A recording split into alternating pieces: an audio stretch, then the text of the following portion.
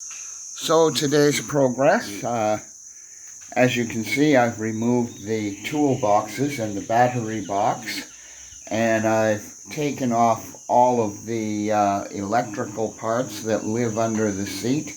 You've got the coil and the fender extensions, of course the battery, the voltage regulator, the signal flasher, and the electronic ignition box, which I'm going to be throwing away anyway. I'm going to put points back into it, but that's okay.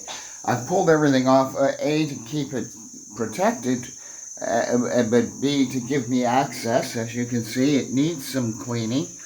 It's mostly just dirt, needs to be cleaned. No real scratches or anything.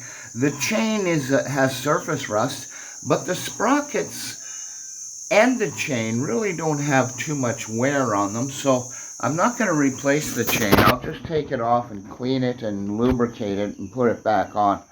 But there it is, today's progress. Tomorrow the chain comes off, and then I'm going to start cleaning. I'm finished removing parts for now.